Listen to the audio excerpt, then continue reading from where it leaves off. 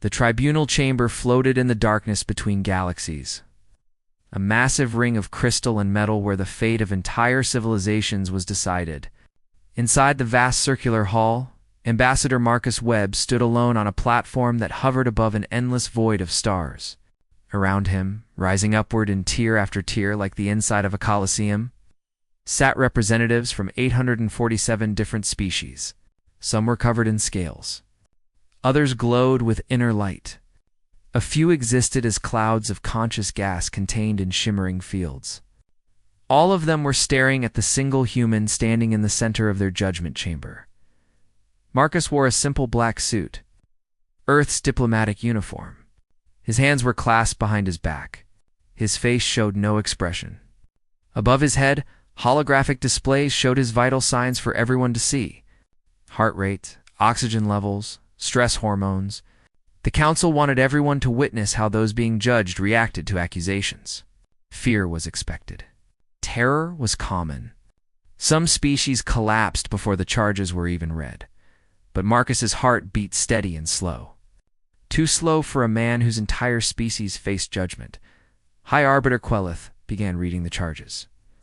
The Arbiter was a being of pure energy, contained in a prism-shaped shell that pulsed with colors humans had no names for.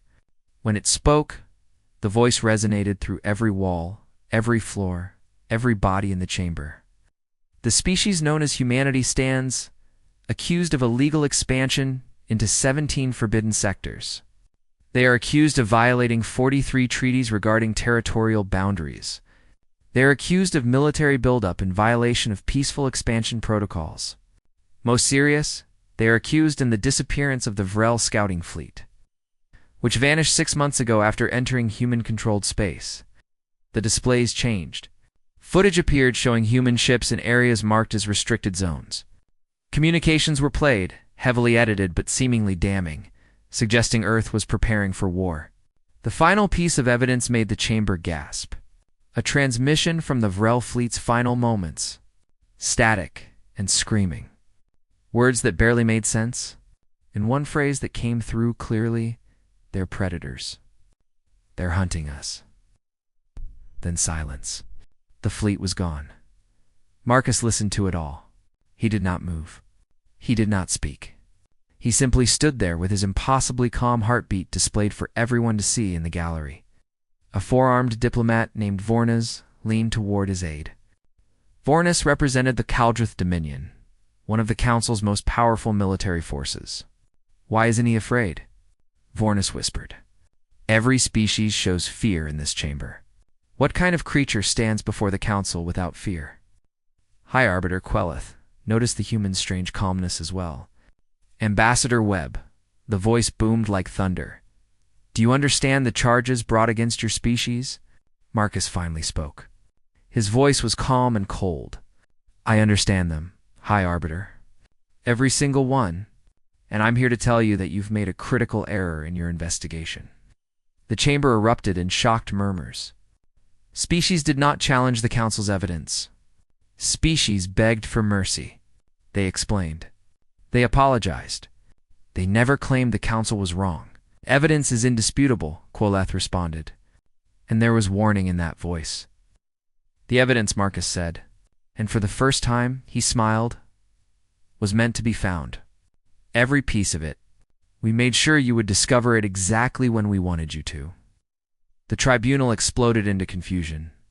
Representatives shouted at each other. Security forces moved toward defensive positions. High Arbiter Quelith's energy form pulsed with what might have been anger. Marcus raised his hand, requesting permission to speak. Reluctantly, Quelith granted it. What followed was not a defense. It was an accusation. Marcus revealed that human intelligence had detected a conspiracy within the Council itself. 3 major powers, the Kaldrith Dominion, the Sesseth Collective, and the Vryn Empire, had been planning to divide human territory among themselves. They intended to use a lawful council judgment as cover for what was really theft and conquest. The Vrel scouting fleet had not been destroyed by humans. It had been destroyed by Kaldrith vessels, using weapons modified to match human energy signatures. Marcus provided data, time-stamped and verified, showing Kaldrith's ships leaving the scene of the attack. The illegal expansion into forbidden sectors was humanity tracking those conspirator movements. The military buildup was preparation for an inevitable attack that Earth knew was coming. Vernas and the other accused representatives vehemently denied everything. The chamber descended into chaos. Ancient alliances began fracturing in real time. Species that had been friends for thousands of years suddenly questioned each other. Then Vornas made his fatal mistake. Believing humanity was bluffing, he demanded proof. He claimed human data could be fabricated. He said humanity was too primitive to track council movements in deep space. He called them desperate liars, making wild accusations. Marcus looked directly at Vornas. His smile faded. What replaced it was something else entirely. Something that made even the energy being Quelith flicker with uncertainty.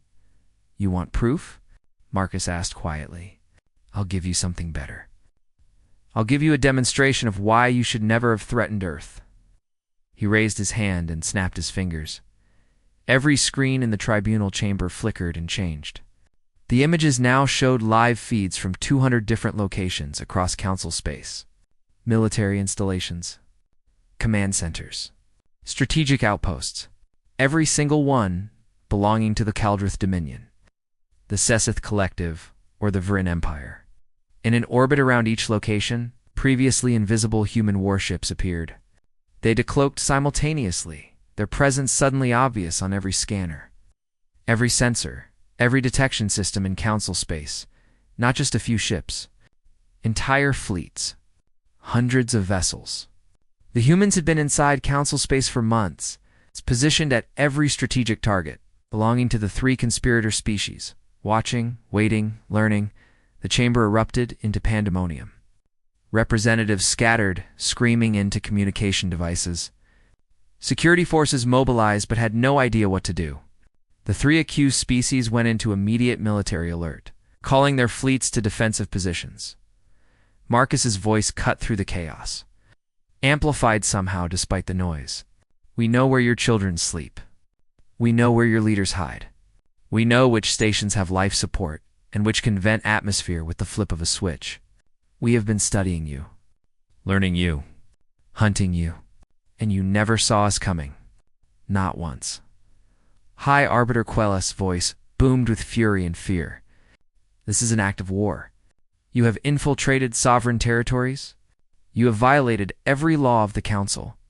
Marcus's expression became something that made hardened warriors in the chamber step back. His eyes held something primal, something ancient, something that every prey species in the galaxy recognized on an instinctive level. "No, High Arbiter. This is a demonstration. You wanted to judge humanity without understanding what we are. Let me educate the Council. We are not the prey species you assumed. We are not the simple creatures you believed us to be. We are what happens when predators reach the stars. We are what happens when evolution favors those who hunt, who plan, who wait for the perfect moment to strike." He paused, letting the words sink in. Letting 847 species truly see humanity for the first time. You invited us into your council. You gave us access to your systems. And while you debated whether we deserved to be here, we were learning everything about you.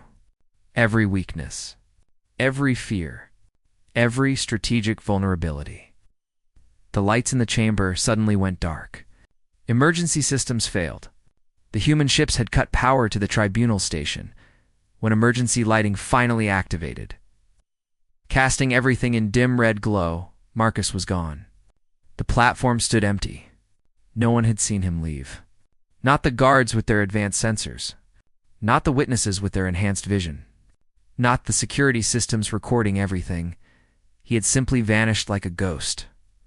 On the screens, human fleets remained visible, waiting, watching.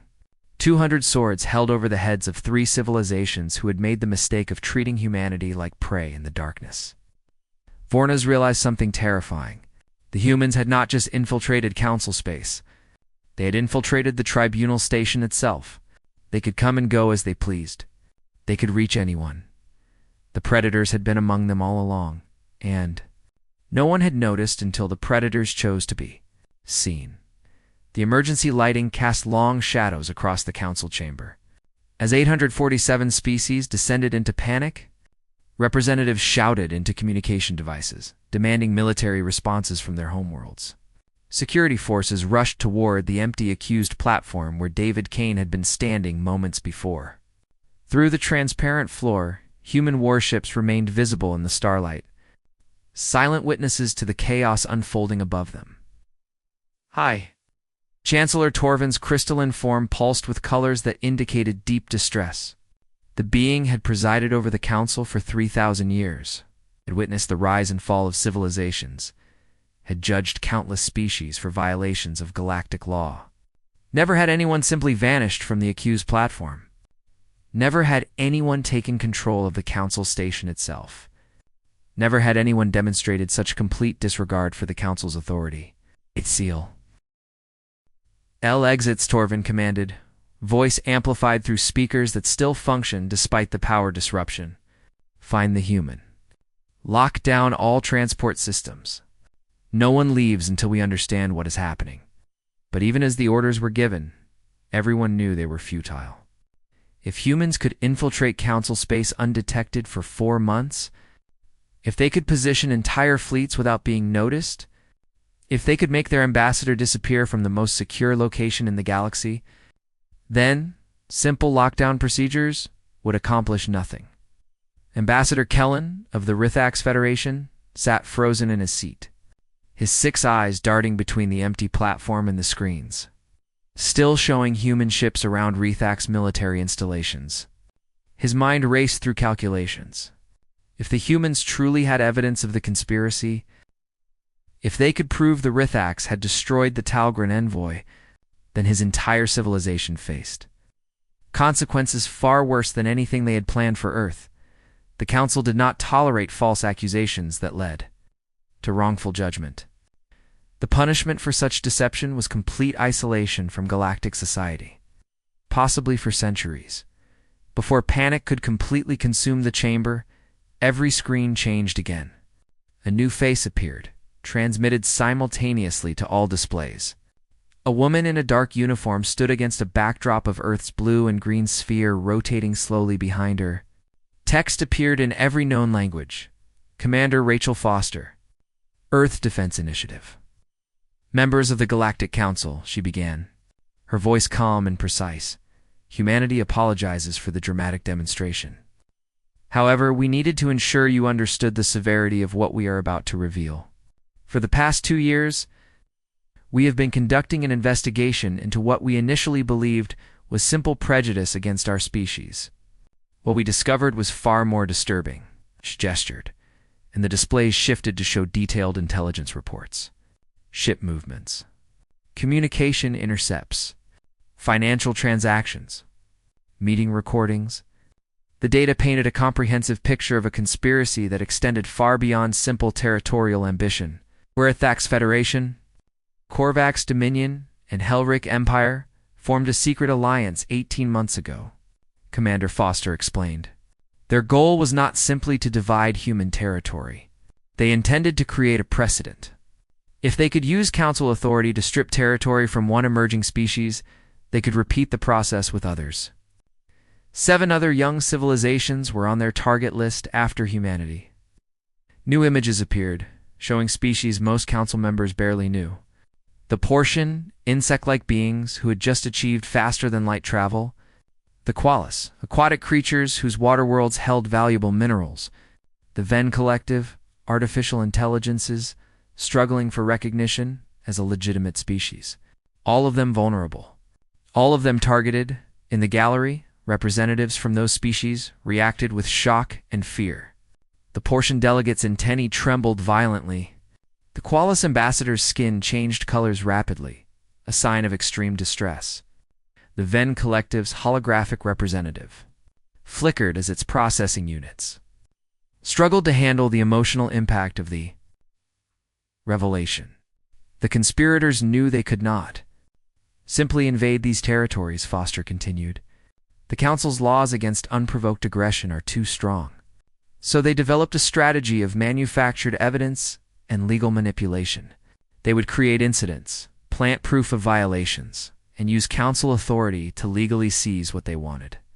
Humanity was chosen first because we are the newest members, the least connected, the easiest to isolate. High Chancellor Torvin's colors shifted to something between anger and uncertainty. These are extraordinary claims, Commander Foster. The evidence you have shown could be fabricated. How do we know humans are not the true aggressors, attempting to deflect blame? An excellent question, High Chancellor. A new voice answered. David Kane materialized on the accused platform again, appearing as suddenly as he had vanished. He stood in exactly the same position, same posture, as if he had never moved. But now he was not alone. 3 other humans stood with him, a tall man with gray hair and sharp features, a woman with dark skin and calculating eyes, a younger man whose relaxed stance somehow conveyed coiled readiness. They wore the same dark uniforms as Commander Foster. "Allow me to introduce my colleagues," David said. Dr. Thomas Wright, our Chief Analyst of Interspecies Behavior. Captain Lisa Rodriguez, head of our Stealth Reconnaissance Division. And Lieutenant James Park, who has been operating undercover in Council space for the past 14 months. The revelation sent new shockwaves through the chamber. A human agent had been living among them for over a year, undetected. Dr. Wright stepped forward. "Hi, Chancellor. You asked how you can trust our evidence? The answer is simple. We will provide you with access to our complete intelligence archive. Unedited recordings, raw sensor data, communication intercepts with full authentication protocols. More importantly, we will provide you with something the conspirators cannot refute." He gestured toward Lieutenant Park, who produced a small device from his uniform. For the past 14 months, Lieutenant Park has been working as a communications technician on the Rithax orbital station above their capital world. His clearance level gave him access to secure channels. He witnessed planning sessions. He recorded strategy meetings. He has evidence directly from the source. Ambassador Kellen's 6 eyes went wide with horror. His aide had already fled, scrambling toward the exits. Kellen knew his career was over. His reputation destroyed. Possibly his life, if the Rithax government decided he had failed catastrophically enough to warrant execution. "We have recordings of Admiral Vex of the Rithax fleet ordering the attack on the Talgrin envoy," Park said, his voice steady. "We have communications between the 3 conspirators coordinating the timing of manufactured incidents. We have financial records showing payments made to council investigators to ensure they found only the evidence the conspirators wanted them to find. That last revelation caused the greatest reaction yet. The council's investigation process was supposed to be incorruptible. If humans could prove that investigators had been bribed, it would shake the foundation of council authority. High Chancellor Torvin's crystalline form dimmed to near transparency, sign of deep shock. "This is impossible. Our investigators undergo rigorous integrity screening. Your investigators are chosen from species who value honor and duty," Captain Rodriguez said. "That makes them predictable." The conspirators studied the selection process for decades. They identified which investigators would be assigned to which cases. Then they found leverage. Not money always. Sometimes blackmail. Sometimes threats against family members. Sometimes nothing more than carefully worded suggestions that made the investigators believe they were reaching their own conclusions. She brought up profiles of 17 different council investigators. Each one had a detailed dossier showing how they had been manipulated or compromised. Some had family members who mysteriously received financial assistance at critical times. Others had embarrassing secrets that were discovered and held as unspoken threats. A few had simply been fed information in ways that made them believe they were uncovering evidence independently. The conspirators spent years building this system, Rodriguez continued. They were patient, thorough. They understood that the best way to corrupt an incorruptible system is not to attack it directly, but to make it serve your purposes while believing it remains pure. David Kane walked slowly around the platform, his footsteps still eerily silent. "Now we come to the question that I know you are all asking. How did humanity, the newest and supposedly most primitive member of this council, uncover a conspiracy that your security services missed?" The answer is both simple and disturbing. He stopped and looked directly at High Chancellor Torvin. "We found it because we were looking for it. Every species in this council achieved space travel after centuries or millennia of relative peace. Your wars were distant history by the time you reached the stars. Earth is different. We achieved spaceflight while still fighting wars on our home planet. We reached the stars carrying all our predatory instincts with us, fully developed and recently used." Dr. Wright elaborated. "When humanity joined the council, we did not assume we would be welcomed. We assumed we would be tested, possibly targeted. We prepared accordingly. We studied every species' military doctrine. We analyzed historical conflicts. We looked for patterns of behavior that indicated potential threats. The conspiracy revealed itself not because we were clever, but because we were paranoid. And in this case, paranoia was justified." Commander Foster's face reappeared on the screens. "The human ships you see positioned throughout Council space are not an invasion force. They are a defensive measure that became an intelligence asset. We placed them to protect against the attack we knew was coming. Once in position, they observed, they recorded, they learned, and when the conspirators made their move against us, we were ready." High Chancellor Torvin processed all of this information. The crystalline being had lived for thousands of years, had accumulated wisdom that few species could match. But wisdom required accurate information. If the information was corrupted, wisdom became worthless. "What does humanity want?" Torvin asked finally. "You have exposed a conspiracy. You have demonstrated military capabilities that make you a major power despite your youth. You have shown that our security systems are vulnerable. What is your goal in all of this?" David Kane smiled, but it was not the Predator's smile from before. This expression carried something different. Something almost like respect. "We want justice, High Chancellor. We want the conspirators held accountable. We want the Council's investigation process reformed so this cannot happen again. And we want a seat at the table when decisions are made about galactic security. Not because we crave power, but because we bring a perspective no other species has. We understand what it means to live with threats. We know how to think like those who would do harm. That makes us valuable." He paused, then added, "We also want to help the other 7 species on the target list. They deserve to know they were in danger. They deserve protection." The chamber fell silent as the Council absorbed humanity's terms. They were not unreasonable demands. They were not threats. They were simply facts presented clearly. High Chancellor, Torvin's colors shifted to something approaching acceptance.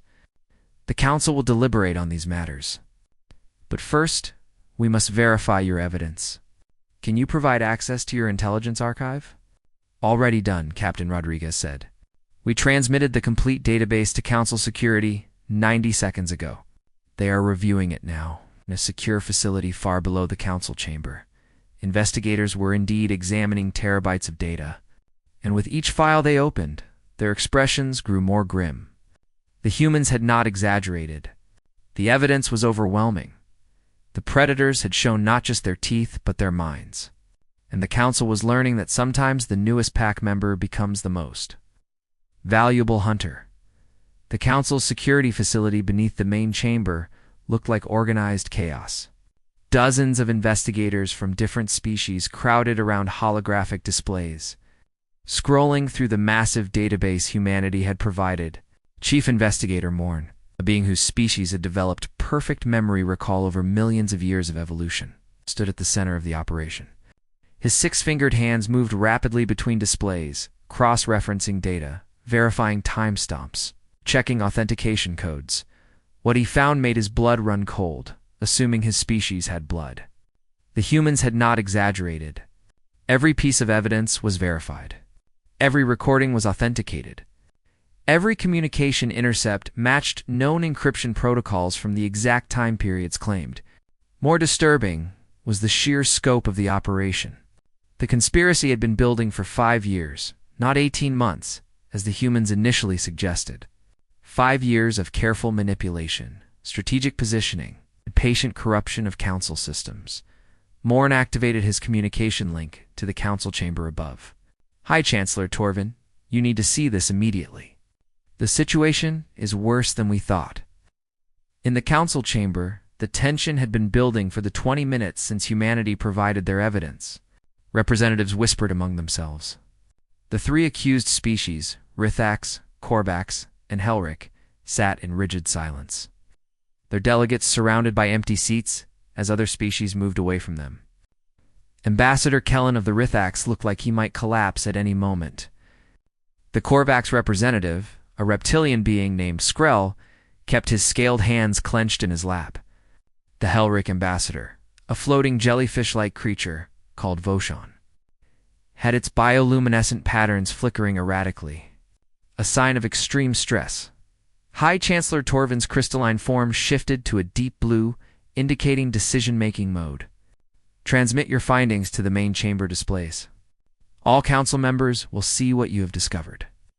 The screens throughout the chamber changed, showing Morn's security facility and the evidence being reviewed there. The chief investigator's voice carried the weight of absolute certainty. The Human Intelligence Archive contains verified evidence of conspiracy spanning 5 years. We have confirmed recordings of planning sessions between high-ranking military officials from all 3 accused species. We have authenticated financial records showing bribes paid to 17 different council investigators. We have communication intercepts showing coordination of manufactured incidents designed to frame humanity and 6 other emerging species. He paused, then delivered the most damaging revelation. More significantly, we have evidence that the conspiracy extends beyond these 3 species. They had silent supporters. 7 other council members knew about the plan and chose not to report it. They did not actively participate, but they enabled it through their silence. The chamber erupted. Representatives who thought themselves safe suddenly found themselves under scrutiny. Species began accusing each other. Ancient alliances fractured in real time. The careful political balance that had maintained galactic peace for thousands of years began crumbling. David Kane stood on the accused platform with his team. Watching the chaos unfold with an expression that revealed nothing, Dr. Wright leaned close and whispered, "Should we intervene? This could escalate beyond control." "Let it run," David replied quietly. "They need to feel this. They need to understand how fragile their system really is." But before the chaos could completely consume the chamber, something unexpected happened.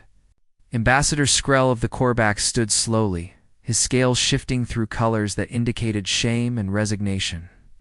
When he spoke, his voice carried across the chamber, despite the noise. "Enough. This accomplishes nothing." He turned to face High Chancellor Torvin directly. "The humans are correct. The Korvax Dominion participated in the conspiracy. I did not know the full extent of our government's involvement, but I knew something was wrong.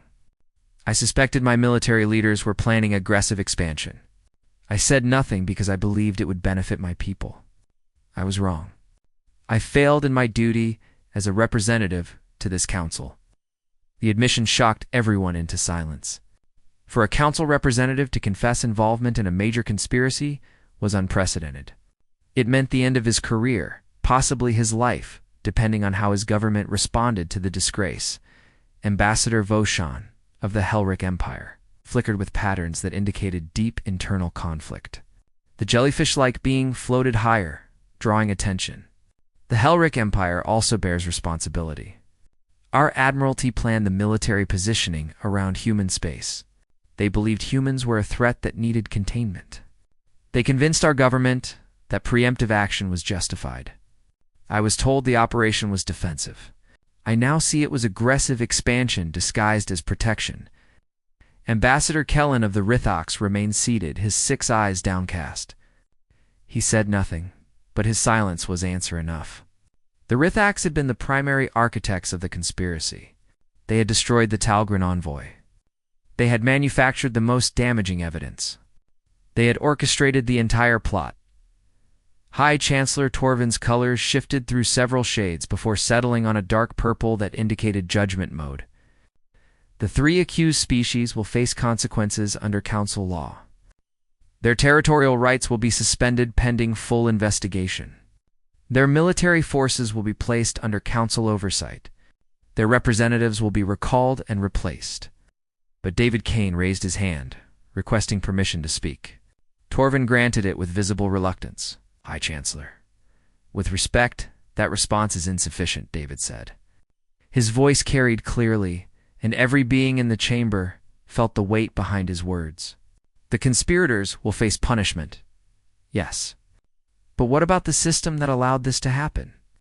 What about the investigators who were corrupted? What about the 7 species who knew and said nothing?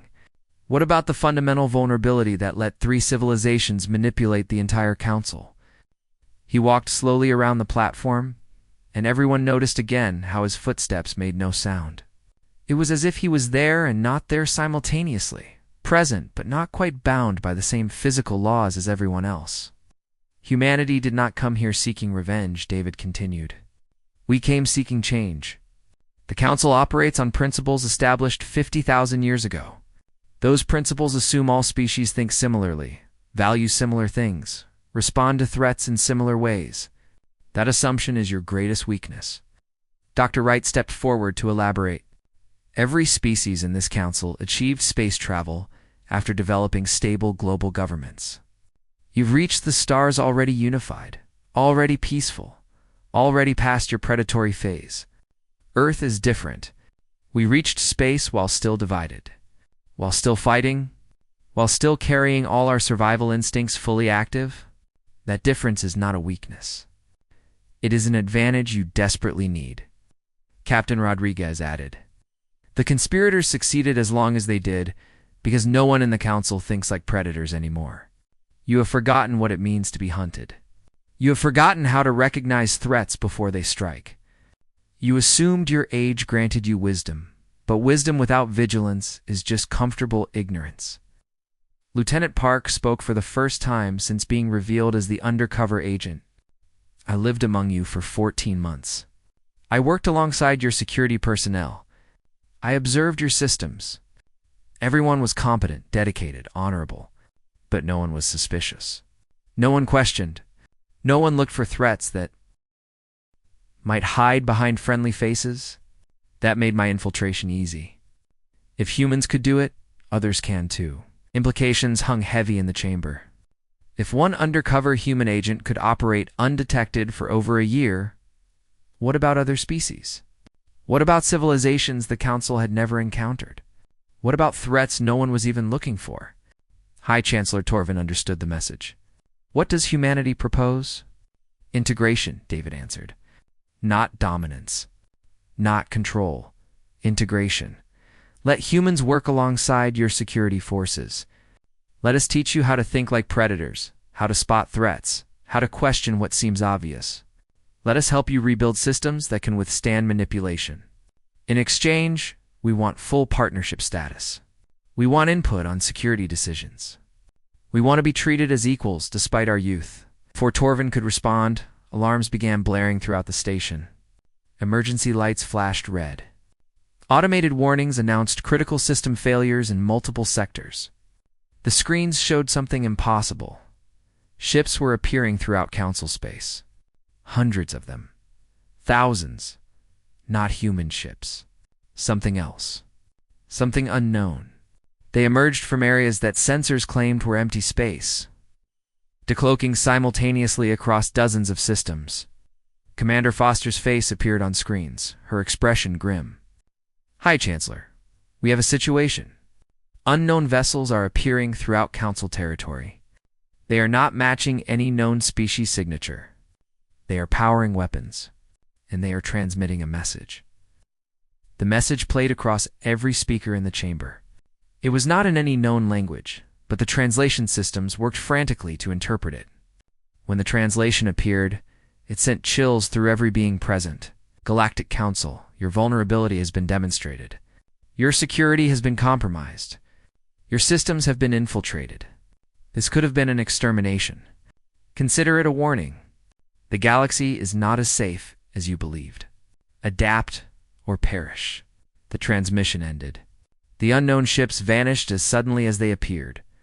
Leaving no trace except sensor logs that would take months to analyze, David Kane's expression remained calm. But there was something in his eyes that made even High Chancellor Torvin uncomfortable. It was the look of someone who had been expecting exactly this. What was that? Torvin demanded. Did humanity orchestrate this? No, David said quietly. But we detected them 6 months ago. We have been tracking their movements. We knew they were testing Council defenses. We knew they would eventually make themselves known. That is why we needed to show you what real infiltration looks like. That is why we needed the Council to understand how vulnerable you really are. He paused, then added words that would change galactic politics forever. High Chancellor, the conspiracy against humanity was the least of your problems. Those ships you just saw? They are the real threat. And humanity is the only species that even knew they existed. The council chamber fell into stunned silence after the mysterious ships vanished. 847 species processed what they had just witnessed. An unknown force had penetrated council space, appeared at will, delivered a threatening message, and disappeared without a trace. More disturbing was the implication in David Kane's final statement. Humanity had known about this threat for 6 months and said nothing. High. Chancellor Torvin's crystalline form pulsed with colors that cycled through confusion, anger, and fear. You knew about them? You tracked an unknown hostile force and did not inform the council. David Kane stood calmly on the accused platform, his expression unreadable. We informed the council repeatedly. We filed 17 separate intelligence reports over the past 5 months detailing anomalous sensor readings, unexplained energy signatures, and evidence of advanced stealth technology operating in council space. Every single report was classified as low priority and archived without investigation. Dr. Wright brought up records on the chamber displays. Official documents showing human intelligence reports submitted to council security. Each one detailed unusual activity. Each one was stamped with bureaucratic dismissals. Insufficient evidence. Likely sensor errors. Not credible, given source is newly admitted species. Your security officials assumed humans were inexperienced, Wright explained. They thought we were seeing threats that did not exist because we came from a violent world and could not adjust to peaceful space. They were wrong. We were seeing threats they could not detect because we knew what to look for. Captain Rodriguez stepped forward. 6 months ago, one of our deep space monitoring stations detected a gravitational anomaly.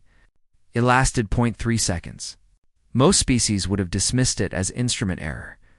We investigated because on Earth, predators learn that small anomalies often indicate hidden dangers. What we found was a ship using technology we have never encountered. Not council technology. Not anything in our databases. She displayed sensor data on the screens. Complex readings that meant nothing to most species present, but 2 trained analysts told a clear story. Something massive had been moving through supposedly empty space, displacing matter in ways that should be impossible. We began dedicated monitoring, Rodriguez continued. We repositioned 17 reconnaissance vessels to track these anomalies. Over 6 months, we detected 43 separate incursions into council space. Each time, the unknown vessels moved through areas with minimal traffic. Each time, they observed key installations. Each time, they gathered intelligence. Lieutenant Park added detail that made the situation even more chilling. They were not random. The unknown ships followed patterns. They mapped council military installations first, then communication hubs, then government centers, then civilian population centers. They were conducting systematic reconnaissance in preparation for something larger. Ambassador Kellen of the Rithax found his voice finally, his 6 eyes wide with fear. Why did they reveal themselves today? Why issue a warning instead of attacking? David Kane smiled coldly. Because we forced their hand. When humanity positioned ships throughout council space over the past 4 months, we were not just gathering evidence of the conspiracy. We were establishing a surveillance network. The unknown vessels noticed. They realized someone was watching them the way they were watching the council. They revealed themselves as a message. Not to the council. To us, the implications settled over the chamber like a physical weight. The mysterious force was communicating specifically with humanity. They saw humans as the only species worth addressing directly. What is their message? High Chancellor Torvin demanded.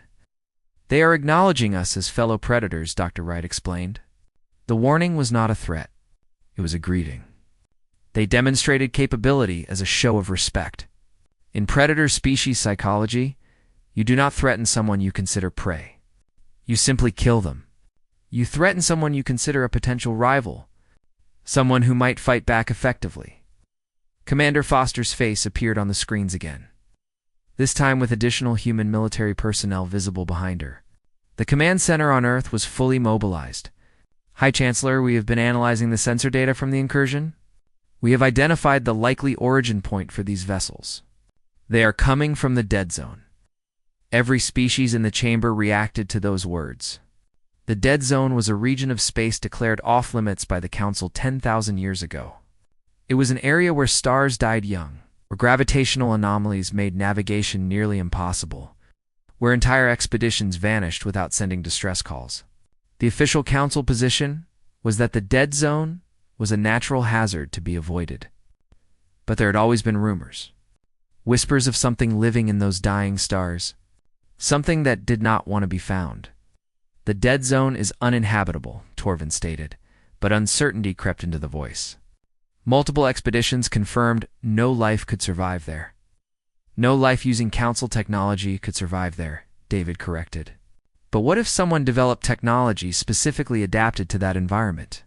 What if they chose to live there precisely because it would keep others away? Captain Rodriguez displayed new analysis. The ships we detected use power sources that thrive in high radiation environments. Their hull materials are designed to withstand a gravitational stress that would crush normal vessels. They are not just hiding in the dead zone. They are built for it. They evolved there, either naturally or through deliberate adaptation. The revelation changed everything. The Council had assumed the dead zone was empty because they could not survive there. They never considered that something else might thrive in conditions lethal to them. How long have they been there? Ambassador Skrell of the Korvax asked, his scales shifting through colors indicating deep concern. Unknown, Wright answered, but based on their technology level and the systematic nature of their reconnaissance, we estimate they have been observing the Council for at least a century, possibly much longer. They waited until they understood you completely before making any move. Lieutenant Park provided tactical assessment. They are patient, methodical. They think long-term. These are predator characteristics. They do not rush. They do not act impulsively. They prepare thoroughly and strike only when success is assured. But they revealed themselves before striking, Torvin noted. Why? David Kane answered. Because Huma. Nitty's presence changed their calculations.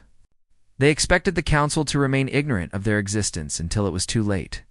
When we started detecting them, when we positioned surveillance assets that could track their movements, they realized their window of opportunity was closing. They could either accelerate their timeline and attack before being fully prepared, or they could reveal themselves and assess the situation. He paused, letting the words sink in. They chose assessment. That tells us something important. They are confident but not arrogant. They recognize that humans represent an unknown variable in their calculations. They want to understand us before committing to hostile action. Commander Foster provided the most critical intelligence. We have been analyzing their message. The translation systems interpreted it as a warning, but there were linguistic subtleties. Alternative interpretations suggest it might have been a test. They demonstrated capability and waited to see how we would respond. They are measuring whether the Council, with humanity's help, represents a threat worth avoiding or a target worth engaging. The chamber absorbed this information. Every species present understood they were facing a sophisticated enemy who had been studying them for decades or longer. An enemy who waited patiently, gathered intelligence thoroughly, and would only strike when victory was certain. What do you propose? High Chancellor Torvin asked David directly. The question itself was significant. The Council was now asking humanity for solutions rather than demanding explanations. We propose a joint operation, David answered. Human reconnaissance capabilities combined with Council military resources. We send a small expedition into the dead zone, not to attack, not to threaten, to communicate. If these beings are predators like humans, they will respect strength and intelligence. We show them both. And if they attack the expedition? Skrell asked. Then we learn their combat capabilities while losing minimal assets, Captain Rodriguez said bluntly. That is acceptable risk for the intelligence value gained. Her cold calculation made many council members uncomfortable, but none could argue with the logic. It was predator thinking. Accept necessary losses to gain strategic advantage. Hi, Chancellor. Torvin's colors shifted through several patterns before settling on decision mode. The Council will consider this proposal. But first, we must address the immediate situation. Humanity has demonstrated they possess intelligence capabilities superior to our security services. They detected threats we missed. They infiltrated our space undetected. They predicted the conspiracy against them. And they identified an existential threat we did not know existed. Torvin paused, then made the announcement that would change galactic politics forever. Effective immediately, humanity is granted emergency security authority. They will work alongside Council forces to address the threat from the dead zone. They will have access to all intelligence resources. They will participate in strategic planning.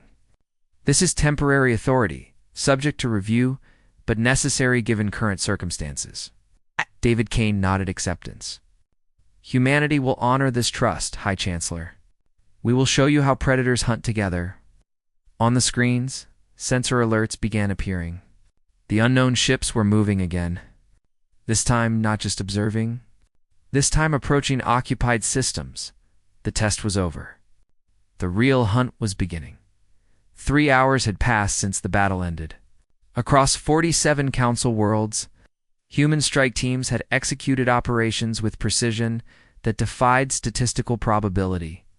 The Mirith Infiltration Network, some operatives holding influential positions for centuries, was dismantled in a coordinated strike that occurred within a 90-second window across the entire galaxy.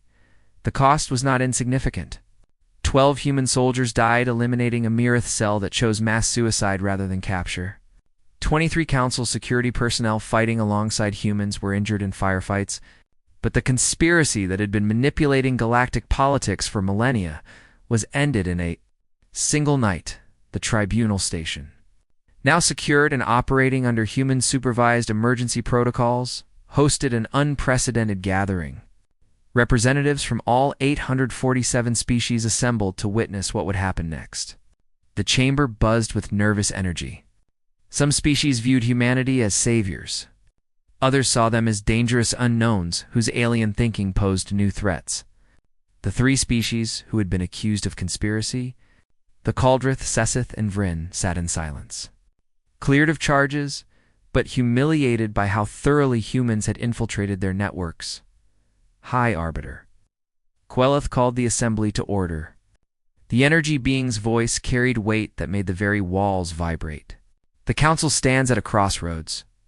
Humanity has demonstrated capabilities that challenge our fundamental understanding of what emerging species can achieve. They accomplished in 1 century what most civilizations require 10,000 years to develop. We must now decide what this means for the Council's future. The debate began immediately. Ambassador Thex of the Vrel praised humanity for exposing the truth behind the lost fleet. They could have allowed us to believe they destroyed our scouts. Instead, they revealed the real threat and saved countless lives. But Supreme Consul Dravik of the Kaldrith held a different view. They infiltrated our systems. They positioned fleets in our space without permission. They demonstrated they can predict our military strategies. How can we trust a species that operates like this? Matriarch Celos of the Vryn Empire spoke carefully. The Kaldrith asks how we can trust humanity. I ask a different question. How can we survive without them? The Mirith were inside our governments for centuries.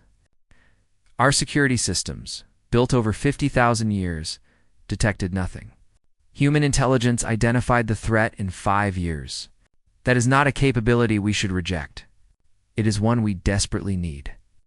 The Sessith Collective's high voice finally broke its long silence. When the shared consciousness spoke, it spoke for millions of individuals thinking as one. We fear humanity because they think differently. But perhaps that difference is exactly what the Council requires. We have grown comfortable, complacent. We assumed our age granted us wisdom. But wisdom without vigilance is merely arrogance. The Marath proved that. Humanity proved something else. They proved that fresh perspectives see threats invisible to old eyes. Ambassador Marcus Webb listened to the debate without speaking. He had been given permission to address the council only when called. He stood on his platform, vital signs still displayed for all to see, heart rate steady as always, waiting with the patience of a predator that knows prey will eventually come to it. Finally, High Arbiter Quolith called him to speak. Ambassador Webb, the council has heard arguments for and against humanity's methods. Before we render judgment on your species' future in this alliance, we would hear from you. What does humanity want? Marcus stepped forward. He did not address the representatives. Instead, he spoke to the billions watching across council space via live transmission. People of the galaxy, humanity stands before you, not as supplicants, but as partners. We were accused of crimes we did not commit. We responded not with violence, but with revelation. We showed you what we are capable of, not to threaten, but to demonstrate that Earth brings something unique to this alliance. He paused, choosing his next words carefully. Your civilizations developed in stable environments. Some of you evolved on resource-rich worlds where survival was assured. Others achieved technological advancement in peaceful systems. Some found enlightenment through centuries of cooperation. These are paths humanity never walked. We evolved differently. The screens throughout the chamber displayed Earth. The blue and green planet rotated slowly, beautiful and deadly. But the images changed, showing Earth's violent history, ice ages, volcanic eruptions, asteroid impacts, mass extinctions, a world that tried repeatedly to kill every species on its surface. We evolved on what you would classify as a death world, Marcus continued. Every advantage we possess came from survival. Strategic thinking developed because the alternative was extinction. Cooperation emerged because solitary humans die quickly. Planning evolved because we had to outsmart prey faster than us and predators stronger than us. Tool creation became necessary because we had no natural weapons. Understanding other species' behavior was required because our survival depended on predicting what our competitors would do next. Dr. Nathan Torres stepped forward to elaborate. The Mirath spent 50,000 years planning revenge. They succeeded in infiltrating the council because they thought like predators stalking complacent prey. They failed against humanity because they encountered a species that still remembers what it means to be hunted. We did not need millennia to understand their strategy. We recognized it immediately because we have lived it. Captain Yuki Tanaka added tactical perspective. The council possesses superior technology and vast resources. What you lacked was a different kind of thinking. You forgot what drives species with no guarantee of tomorrow. You forgot what survival costs when every day might be your last. Humanity remembers. We will always remember. Lieutenant Commander Eva Okonkwo delivered the strategic assessment that made many representatives shift uncomfortably. Our intelligence has identified 3 other potential infiltration attempts in council space. 2 emerging hostile civilizations beyond your borders, and 1 existential threat you have been monitoring but have no strategy to counter. We can brief the inner council on these findings. But understand this, the galaxy is more dangerous than you have been willing to acknowledge. You grew comfortable in your power. Humanity never had that luxury. High Arbiter Quolith processed this information. Then the Arbiter made a decision that would reshape the Galactic Council forever. The charges against humanity are dismissed completely. Moreover, humanity is invited to join the Inner Council as the 13th seat. This is unprecedented. No species has achieved this status within their first century of membership, but these are unprecedented times. The chamber erupted. Some representatives cheered. Others protested loudly. Ancient power structures began shifting immediately. But Quolith's voice boomed over the chaos. Humanity has demonstrated strategic vision the Council desperately needs. They will serve as our warning system for threats we cannot see ourselves. In exchange, they gain full access to Council technology, resources, and support for continued expansion. Humanity will honor this responsibility. We will stand with the Council when threats emerge. And they will emerge. High Arbiter, the galaxy is not the peaceful place you believed it to be. When those threats arrive, you will be grateful humanity is on your side rather than against you. Vornus, the Caldrith diplomat, approached Marcus privately after the session. I need to understand something. How much of this outcome did you plan? Did you predict we would offer you a seat on the Inner Council? Marcus's response was deliberately ambiguous. Did we predict the Council's decision?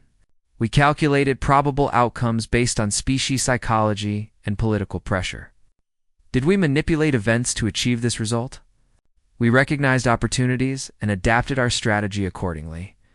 What matters is not whether we planned it, but whether it benefits both humanity and the Council.